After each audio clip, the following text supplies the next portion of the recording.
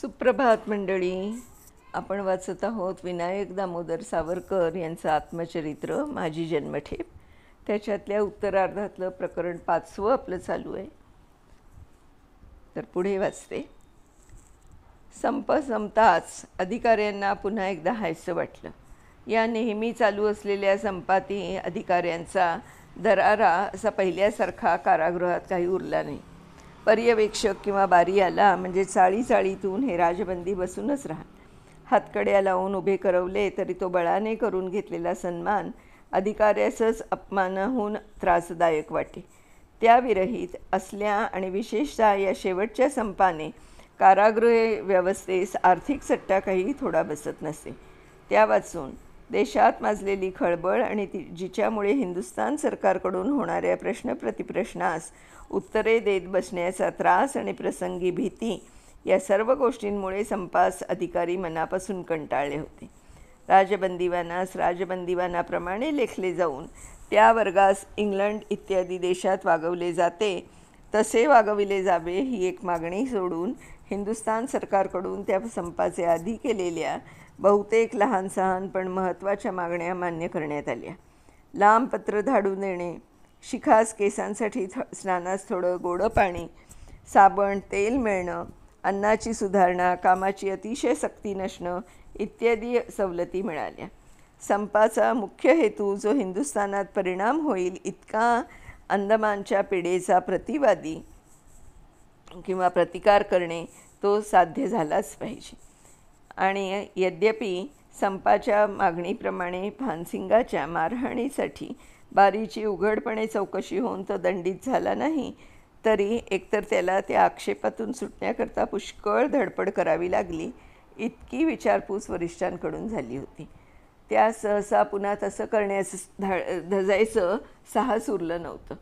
आणि दुसरं असं की एका अधिकाऱ्याची उघड चौकशी करणं सरकारास भाग पडणं हे काम हिंदुस्थानातील विधिमंडळे आणि मुद्रण यांचं होतं. त्या कारागारात बांधून टाकलेल्या राजबंदींना त्याविषयी जो प्रतिकार करता आला तो त्यांनी केला होता. ह्या संपानंतर अधिकाऱ्यांच्या वर्तनात पुष्कळच ढिलाई झाली. पूर्वी राजबंदी दिसला की लगेच दडप घाण्यात असे प्रकार होऊन 17 वर्षांची मुलं देखील त्यास अपवाद नसत. पण मागच्या संपानी आणि प्रतिकाराने नरम होत युद्धकाली आलेल्या या शेकडो राजबंदीतील अगदी धिप्पाड आणि सशक्त मनुष्यासही कोणी घाण्यास फारसं जुंपलं नाही. छिलका पुरा करून घेण्याचीच जिथे अधिकाऱ्यांवर मारामार पडे तिथे घाण्याचं नाव व्यर्थच होतं. अशा घासाघिशीने जे कराल ते करा पण काहीतरी काम करा, अगदी नाही म्हणू नका असं अगदी स्पष्टपणे सांगून अधिकारी दिवस ढकलू लागले. जर छिलक्याचीच घासाघीस केली नसती तर ते पुन्हा घाणा देते. घाणा तर काय, पण बरेच दिवस एखादा संप किंवा भांडण न केले तर बारी पूर्वी दोरीचे काम देखील वाढवू लागले. एकदा अशी स्वस्थता पाहून त्याने 3 पौंड दोरीचे काम प्रत्येकी 4 पौंडावर चढवण्याचा प्रयत्न केला होता. कारण 3 पौंड दोरी हे राजबंदी झटकन वळतात आणि मग सगळा दिवस वाचन करीत बसतात. अशा या अधिकाऱ्यास नेहमी घासाघीसच ठीक वळणावर ठेवी. परंतु या संपानंतर बारी अगदीच थकून गेला. हिंदुस्थानपर्यंत त्याचा दुर्लौकिक झालेला सरकारही शेवटी त्यास संशयी दृष्टीनेच पाहू लागलेले आणि राजबंदीवानास लहान मोठ्या सवलती मिळत तो वर्ग इतका डोईजड झालेला की त्यामुळे कारागारात त्या पूर्वीच्या पोर्ट ब्लेअरच्या परमेश्वराची एका फत्तराहून अधिक प्रतिष्ठा किंवा भीती साधारण बंदीवानही मानित नाहीसे झाले. अशा स्थितीत तो अगदी उदासीनपणे राहू लागला. मरो तो सरकारी दरारा, माझे राहिलेले दिवस कसेबसे भरले की सुटलो म्हणून स्पष्टपणे म्हणे. पूर्वी आम्हास प्रत्येक संपात त्या मागण्या करताना पाहून तो म्हणे, काय सावरकर, त्या मागण्या मागता, पण तुमचा हा प्रयत्न दगडी भिंतीस डोक्याने टक्कर देण्यासारखा व्यर्थ आहे.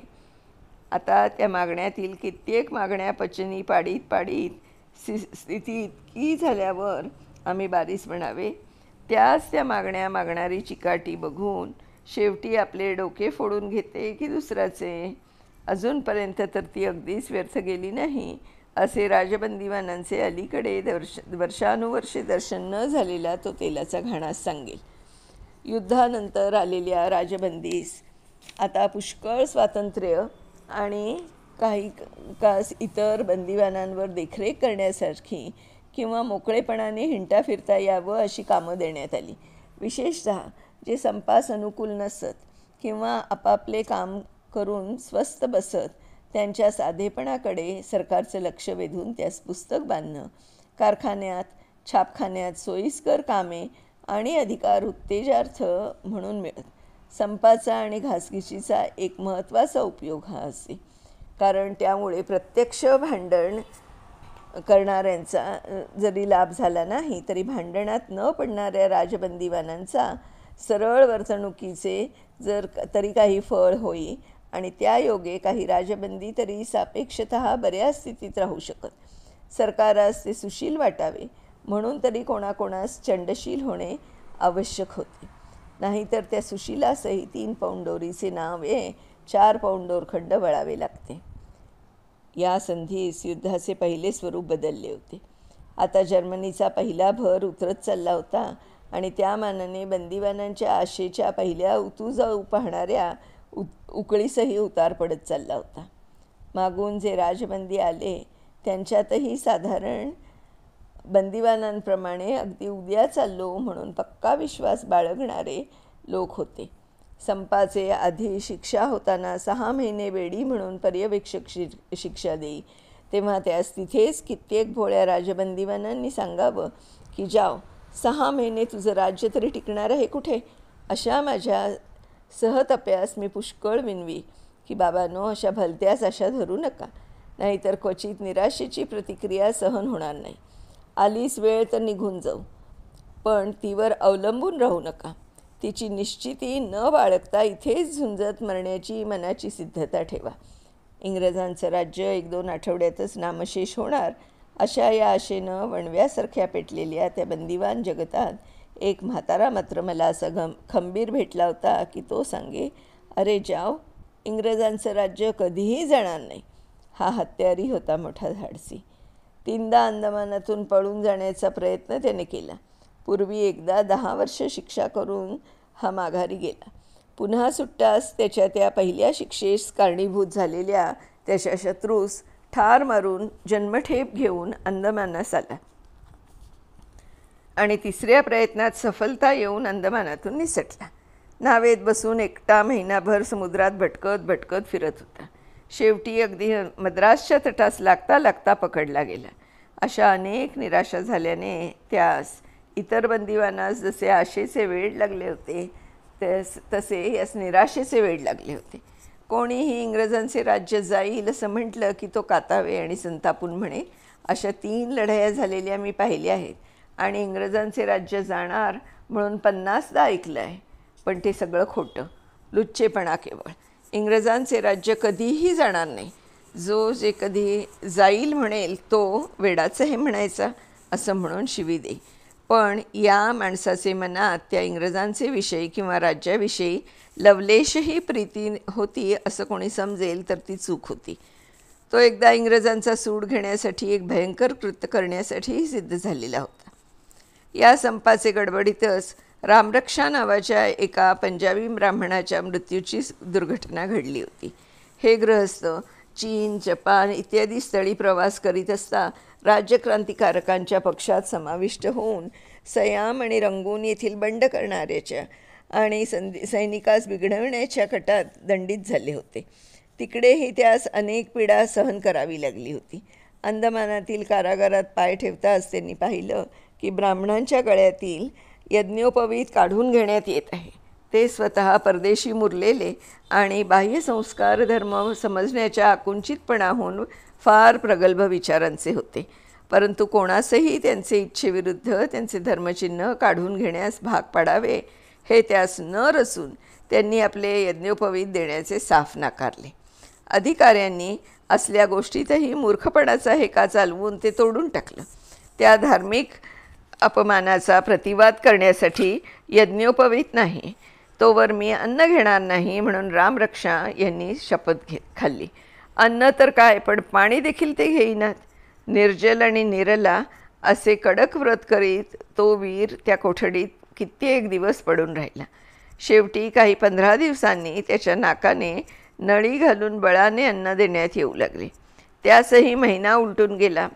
यज्ञोपविता करता झुंजत मरणाचा पण करून तो ब्राह्मण तसाच झगडत राहिला. त्याच्या पूर्वीच्या झालेल्या छळाने आणि निराशेने खंगून त्याच्या छातीत भयंकर दुखू लागले. डॉक्टरने त्यास क्षयाची भावना झाल्याचं कळविलं. सर्वजण म्हणत, तू आता अन्न घे, पण तो ऐकेना. मरणाचे दारी बसला. आम्ही स्वतःच्या हातची चिठ्ठी धाडली. शेवटी मोठ्या प्रयासाने अन्नग्रहणास त्याचे मन वळविले. परंतु दुर्दैवाने विकोपास गेलेला विकार बरा न होऊन तो ब्राह्मण वीर 1-2 महिन्यातच मृत्यू पावला. परंतु त्याचे हे प्रकरण तिथेच दबू न देता त्याची बातमी अधिकारी, हिंदुस्थानी, मुद्रालय आणि शेवटी कारागृहाचे चौकशीसाठी नेमलेले मंडळ, कमिशन यापर्यंत पोचवली गेल्याने शेवटी ब्राह्मणास कारागारात यज्ञोपवीत ठेवण्याचा अधिकार मिळाला. पण या यत्किश्चित अधिकारासाठी देखील एका ब्राह्मणाचा बळी द्यावा लागला. ब्राह्मण बंदिवानासच नव्हे तर सर्व पंथांच्या बंदिवानास त्यांचे अत्यावश्यक धर्मचिन्ह बाळगण्याची परवानगी सर्व कारागारातून सध्या मिळालेली आहे. युद्धाचा शेवट जसजसा येऊ लागला, जर्मनीचा पराभव स्पष्ट दिसू लागला. तेव्हा पूर्वी जर्मनीच्या भरभराटी विरुद्ध इंग्रजांच्या खोट्या विजयांच्या बातम्या सांगण्याचा असा इंग्रजास प्रसंग आला. तसाच जर्मनीच्या छोट्या विजयांच्या काल्पनिक बातम्या उठवून त्यावर आपल्या तीव्र निराशेची धार बोथट करण्यापलीकडे बंदिवानांची प्रकृती वाढत गेली. इंग्रजांच्या पराभवाच्या इतक्या अवाच्या बातम्या बंदिवान उठवीत की युद्धानंतर 1-2 वर्षात इंग्रजास बंदिवानास पत्रे वाचू देणेच अधिक इष्ट दिसले. कारण वृत्तपत्रातून निदान अगदी लंडनपर्यंत घेतले, लाहोरला अमीर झाला इत्यादी अद्भुत घटना जरी कोणी छापणार नव्हता, त्याच वेळेस आम्हाला बंदिवानास अंशतः वरील कारणांसाठीच आणि अंशतः आम्हास वृत्तपत्र देऊन काहीतरी मनोरंजन करता यावं म्हणून त्यावेळचा सुज्ञ पर्यवेक्षक लंडन टाइम्सची साप्ताहिक आवृत्ती कारागारात उघडपणे देत असे. शेवटी तुर्कीचा पराजय होत गेला हे ऐकून मी आनंदच माने. ते मुसलमानास तर राहोच, पण कित्येक राजकारणाशी अपरिचित असणाऱ्या राजबंदिवानासही प्रथम रुचले नाही. मागून त्यांच्या ते ध्यानात आलं. जर्मनीच्या पराभवाच्या बातम्या मी यथातथ्यपणे सांगे, पण त्यांना त्या अप्रिय बातम्या ऐकून त्या सांगणाऱ्याचाच राग येई. बरं, बातमी विचारल्यापासून तर त्यास राहवत नसे. मी कधी म्हटलं बातमी सांगत नाही. तुमच्या संशोधनासारख्या बातम्या सांगणे हे मी निंदेच समजतो. म्हणजे अगदी गयावया करू लागलो. अशा वेळेस त्या बंदिवानांना जर्मन पराजयाचा आणि तुर्कीच्या पराजयाचा खरा अर्थ समजून देण्यासाठी मी आठवड्याच्या बैठकीत तोच विषय 1-2दा घेतला होता. अनुकूल असेल तेव्हाच बातमी ऐकणं हा मूर्खांचा स्वभाव असतो. शूर आणि कर्तबगार पुरुष प्रतिकूल बातम्या प्रथम ऐकू इच्छितो, कारण प्रतिकूलाशी टक्कर ताबडतोब देता यावी. नेपोलियन बोनापार्ट रात्री देखील आज्ञा देऊन ठेवी की कुठलीही प्रतिकूल बातमी आली की त्यास ताबडतोब उठवले पाहिजे. अनुकूल असेल तर उठल्यावर कळवली जावी. प्रतिकूल बातमी ऐकण्यासारखी तपश्चर्या हिंदुस्थानने अजून केलेली नाही. अजून कितीतरी प्रतिकूल बातम्या ऐकाव्याच्या आहेत. सत्य आहे ना? मग ते प्रतिकूल असले तरी त्यास तोंड दिले पाहिजे. मागे राजे लोक कोणी पुत्रजन्माची कहाणी ऐकवण्यास आले म्हणजे सोन्याची कडी देत, पण कोण्या पराजयाची बातमी अशा लोकांस घरात घुसून छातीवर बसून शत्रूच नव्हे जेव्हा देईल तेव्हाच काय ती कळणार. असे भ्याड बनून कसं चालेल असं समजावून सर्व बंदिवानांना पराभवाच्याही बातमीमुळे होणाऱ्या प्रतिक्रियेपासून शक्यतो सांभाळण्याचा आम्ही यत्न करू. हळूहळू लढाईच्या उत्तरंगाच्या बातम्या देखील ऐकून घेऊन त्यांची चर्चा शांतपणे करण्याची सवय बंदिवानातील मुसलमानांच्या महत्त्वाकांक्षेस लागलेले भलतेच देशविघातक वळण वेळीच उतरण्यास सहाय्यच होईल, हेही हळूहळू सर्वत्रास समजू लागले. मंडळींनो, इथेच आपण थांबूया आणि ह्याच्या पुढचा भाग आपण उद्या वाचूया. तोपर्यंत बाय बाय.